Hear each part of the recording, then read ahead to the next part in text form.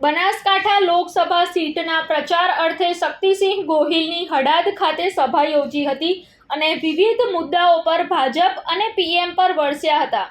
ગુજરાતમાં 7 મેના રોજ ત્રીજા ચરણની ચૂંટણીનું મતદાન થવા જઈ રહ્યું છે, ત્યારે છેલ્લી ઘડીએ ભાજપ અને કોંગ્રેસ દ્વારા પ્રચાર ચાલી રહ્યો છે.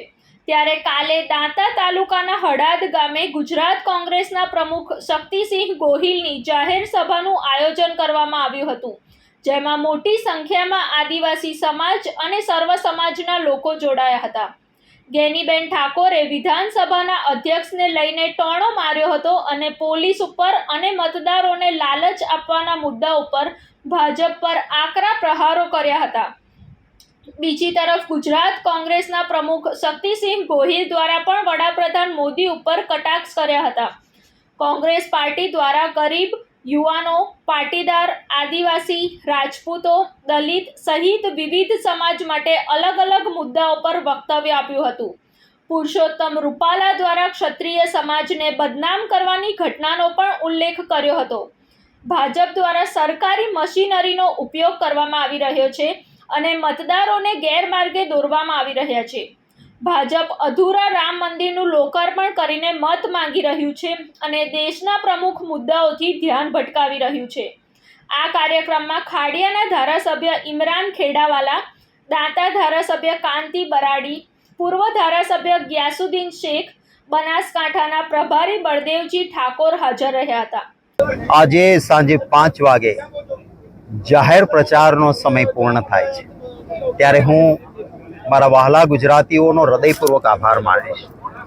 એમણે જે પ્રેમ, આશીર્વાદ અને સમર્થન તમામ સીટો પર કોંગ્રેસ પક્ષના ઉમેદવારોને, અમારા અલાયન્સના સાથી પક્ષના ઉમેદવારોને, અમારા પક્ષને અને મને જે પ્રેમ, આશીર્વાદ અને સમર્થન આપ્યું છે એ માટે સૌનો હૃદયપૂર્વક આભાર માનું છું.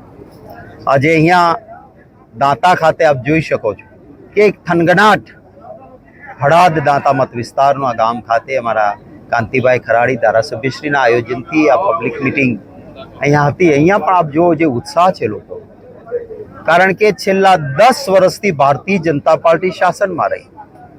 લોકોએ ખૂબ અપેક્ષા સાથે એમની વાતમાં, એમની ગેરંટીમાં વિશ્વાસ મૂક્યો હતો. 2014 અને 2019માં આ જ ભારતીય જનતા પાર્ટીએ ગેરંટીઓ આપી હતી. કાળું ધન આવશે, 15 લાખ એકાઉન્ટમાં આવશે. કાળું ધન તો ઓર વધી ગયું. ભાજપના એકાઉન્ટમાં સૌથી જાજુ આવ્યું અને કોઈના ખાતામાં 1 રૂપિયો આવ્યો નહીં. કહ્યું હતું કે મોંઘવારી નાબૂદ થઈ જશે. 400 રૂપિયાનો ગેસનો બાટલો એ 1100-1200 એ પહોંચાડ્યો. પેટ્રોલ ડીઝલના ભાવ ડબલ થયા. ખેડૂતને કહ્યું હતું કે કિસાન ભાઈઓ, આપકી આય દુગની હોગી. આવક બમણી ના થઈ, ખેડૂતોનો ખર્ચો બમણો જરૂર થઈ ગયો. 2 કરોડ નોકરીઓ ખોલી દઈશું કહ્યું હતું. કોઈ નવી નોકરી તો ખોલાણી નહીં, હતી એની જતી રહી અને 30 લાખ જગ્યાઓ ખાલી છે. માત્ર એમના માનીતા એ ઉદ્યોગપતિઓને 16 લાખ કરોડ માફ કર્યા. 16 લાખ કરોડ કેટલી મોટી રકમ કહેવાય. આ જ રકમ આ દેશના ખેડૂતો, આ દેશના મજદૂરો, આ દેશના મધ્યમ વર્ગ એમને આપી હોત તો કેટલો ફાયદો થાય. ભારતીય જનતા પાર્ટીએ ગેરંટી આપી હતી કે જે મધ્યમ વર્ગ છે, જે કાળું ધન લાવી શકતા નથી, ચેકથી પગારદાર લોકો પગાર લે છે, એમને 10 લાખ રૂપિયા સુધીનો ઇન્કમ ટેક્સ માફ કરીશું. પણ એમાંના કોઈનો ઇન્કમ ટેક્સ માફ ન થયો. ઉલટાનું થયું તો શું થયું? મોટા ઉદ્યોગપતિનો કોર્પોરેટ ટેક્સ માફ કર્યો અને મધ્યમ વર્ગનો આ ઇન્કમ ટેક્સનો સ્લેબ 10 લાખ લઈ જવાનો હતો એ નહીં કર્યો. રિપોર્ટ નરેશ ઠાકોર સાથે સંજીવ રાજપૂત, TV9 ગુજરાત, દાંતા, બનાસકાંઠા. જોતા રહો TV9 ગુજરાત, નિર્ભય, નિષ્પક્ષ, નિરંતર.